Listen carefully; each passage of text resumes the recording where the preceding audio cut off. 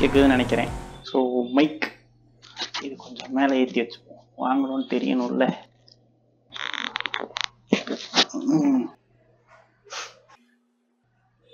நானும் யூடியூபர் தான். ஸோ ஏன் லைவ்ரிலே கொஞ்சம் டிலே. இவ்வளோ நல்லா பஸ் ஸ்டாண்டு கட்ட தெரிஞ்ச உனக்கு, ஆனால் அது எங்கே கட்டணும்னு தெரில. பார்த்தியா, கிளாம்பாக்கத்தை வந்த புதுசுலேயே எல்லாம் கிரிட்டிசைஸ் பண்ணிட்டாங்க.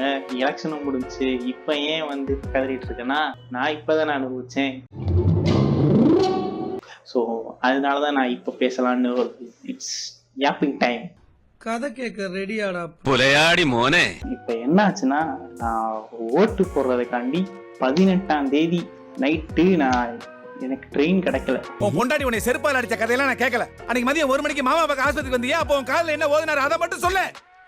இப்போ பஸ்ஸில் தான் போயாகணும், மாற்றிட்டாங்கல்ல. ஸோ இந்த இருக்க கிளாம்பாக்கம், இங்கே இருக்கிற பஸ் ஸ்டாண்டை விட்டுட்டு அந்த இருக்க கிளாம்பாக்கத்தில் வச்சுருக்கான். சரின்னு போனா 2 மணி நேரம் ஆகும்னாங்க. நான் போறேன் 3 மணி நேரம் அங்கே போறேன். அங்கே போனா இந்த ஸ்டாண்டில் இங்கேன்னு சொல்றாங்க. அந்த ஒரு வீடியோ கூட இருக்கும், ஒருத்தர் கூட போட்டிருந்தாரு.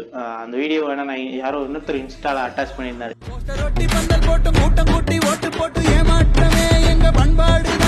18ஆம் தேதி போறப்பே கிட்டத்தட்ட நான் வழி ஆயிட்டேன். போறதுக்குள்ள நாங்கள் போயிட்டு பஸ்ஸை பிடிச்சி பஸ் ஸ்டாண்ட்லாம் குத்த சொல்லவே இல்லை. உள்ளக்க இன்ஃப்ராஸ்ட்ரக்சர்னா அவ்வளோ நல்லா இருக்கு. ஸோ அதை எதையுமே நான் குத்த சொல்லலை. எந்த இடத்துல பிளேஸ் ஆகிருக்கு அதுதான் விஷயம். அதாவது பஸ் ஏற போகணுன்னா இப்போ அவ்வளோ தூரம் போகணும், அதில் அவ்வளோ டிராஃபிக்காக இருக்குன்ற போது இங்க இருக்கிறத விட்டுட்டு அழகா அங்க தூக்கி வச்சுக்கிட்டு, ஆக்சுவலா என்ன பண்ணிருக்கேன்னா, அங்க இருக்கிறத தூக்கி தான் இங்க கொண்டு வந்து வைக்கணும், இங்க இருக்கிறத தூக்கி அங்க கொண்டு வைக்க கூடாது. அது ஒரு பெரிய கடுப்பு. நான் அப்பயே யோசிச்சேன், ரைட்டு நம்ம ஏதாவது பண்ணுவானா, என்னையா பண்ணுவீங்க, அண்ணா ஏதாவது உருப்படியா ஏதாவது தானே பண்ணுவாங்க, சும்மா அவ்வளவு பெருசா பண்ண மாட்டாங்க, விட்டுட்டேன். ஆனா எனக்கு அது பிரச்சனை இல்லை.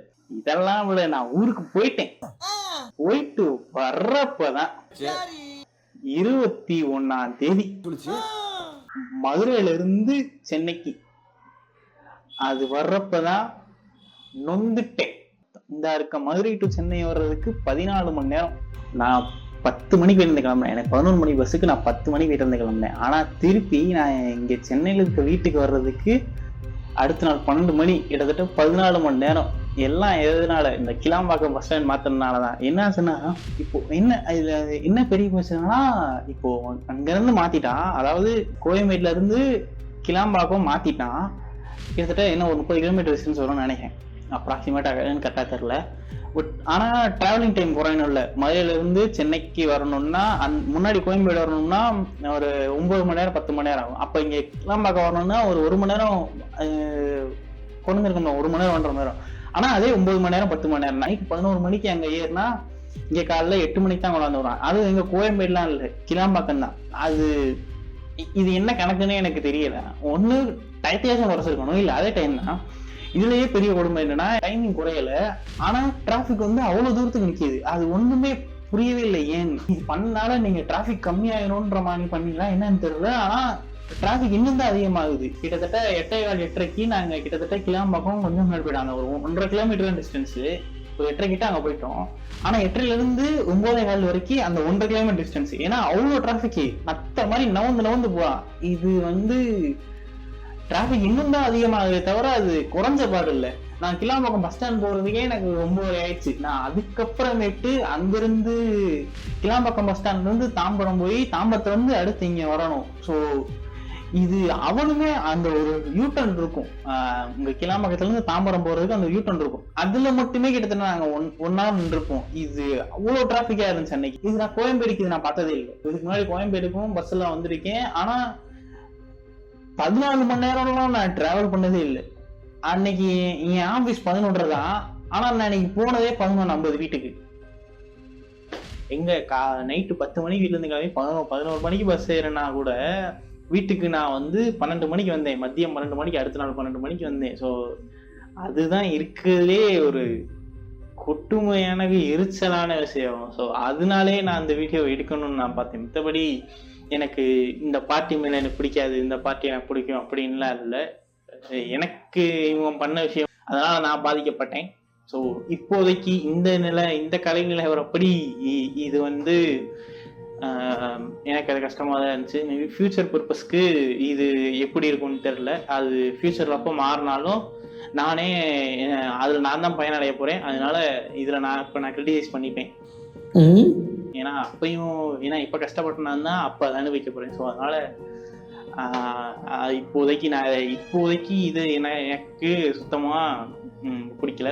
நான் மற்றவங்க கூட ட்ராவல் பண்ணும்போது மோஸ்ட் ஆஃப் த பேருக்கு அது பிடிக்கலன்னு தான் சொன்னாங்க. யாருமே வந்து நான் பார்த்த வரைக்கும் யாருமே நல்ல வேளை கோயம்பேடுல இருந்து கிளாம்பக்கத்துக்கு பஸ் ஸ்டாண்டை மாத்திட்டாங்கன்னு இது வரைக்கும் யாரும் நான் சொல்லி கேள்விப்படல. அதுக்கு சந்தோஷப்படுற ஆள் யார் இருக்காங்கன்னு எனக்கு தெரியல. நான் பார்த்த வரைக்கும் எல்லாருமே வேஸ்ட், எதுக்கு இந்த வேலை அப்படின்னு தான் இருக்காங்க. ஸோ ஏன் கோயம்பேடுல இருந்து கிளாம்பாக்கத்துக்கு மாத்தினாங்க அப்படின்றது ஒரு சிலது பார்த்தா முக்கால்வாசி சொல்றது வந்து டிராஃபிக் குறையணும். ஆனா எனக்கு குறைஞ்ச மாதிரி இல்லை. டு பி ஹானஸ்ட், எனக்கு குறைஞ்ச மாதிரி இல்லை. மேபி ஐம் ராங், பட் இதான் நான் குறைஞ்ச மாதிரி அதை ஃபீல் பண்ணல. என்னடா பண்ணிக்கிட்டு இருக்கீங்க, என்ன ஒருத்தன் என்னன்னா கோயில் கட்டி விளையாண்டுக்கிட்டு இருக்கான், இன்னொருத்தன் என்ன இடத்த மாற்றி விளையாண்டுக்கிட்டு இருக்கீங்க, என்னதான் ஒழுங்க தேவை சும்மா இருங்க வேண்டாங்கிற மாதிரி தான் இருக்கு. அதான் மோஸ்டா சொல்றது வந்து அங்க டிராஃபிக்கா இருக்கு அதனால இங்க மாத்தணும் அப்படின்னு தான் சொல்றாங்க. பட் உண்மையான விஷயம் என்னன்னு எனக்கு இன்னும் சரியா தெரியல. யாருக்கா தெரிஞ்சா கூட சொல்லுங்க. சரி, ஹோப் ஸோ இது மாத்தினது நல்லதுக்காக இருக்கும்னு நம்புவோம். வேற என்ன ஒன்றும் பண்ண முடியாது, பார்த்துப்போம். நல்ல காரணத்துக்காக தான் பஸ் ஸ்டாண்டை மாத்திருப்பாங்கன்னு நம்புவோம். रुको जरा सबर करो. இதுதான் நான் இனி சொல்லணும்னு நினைச்சது. அது போக என்னோட யாப்பிங் டைம் மணின்னு வச்சுக்கலாம். பணம் போகிறது என்னடா தொண்ணு பேசுகிற மாதிரி இருக்கலாம். பட் எனக்கு நடந்த ஒரு விஷயம் மற்ற யாருக்கா நடந்துச்சுன்னா தாராளமாக சொல்லுங்கள். நான் கிட்டத்தட்ட ஒரு மீமெல்லாம் கூட அந்த இதில் பார்த்தேன். இவன் உனக்கு ஓட்டு போடுவோம் நினைக்கிறத கூட பஸ் ஸ்டாண்டை தாண்டி போகணும்னு நினச்சா அவன் மேலே இருக்க விருப்பம் வந்துடும் போடான்னு. அதே நிலைமை தான். கிட்டத்தட்ட சிவனேன்னு போகிறவனை கூட யாராவது சென்னையில இருந்து வேற ஊருக்கு போகிறாங்கன்னா அதுக்கெல்லாம் மைண்டே மாறிடும். அந்த அளவுக்கு தான் இருந்துச்சு. I am also YouTuber now, so you can see me mic. So verified YouTuber. So இது வேற வாங்கியிருக்கேன். இதை பற்றி பேசணுன்றதுக்காண்டியே நான் இந்த மைக்கை வாங்கியிருக்கேன். கிட்டத்தட்ட சொல்ல போனால் வாங்கணும்னு தோணுச்சு, வாங்கிட்டேன். வீடியோலாம் போடணும்னு தெரியாது, பார்ப்போம். ஆனால் இது வாங்கினதுக்காச்சும் ஒரு 5 வீடியோ போடுவேன்னு நான் நினைக்கிறேன், யாரும் பார்க்கலனாலும்.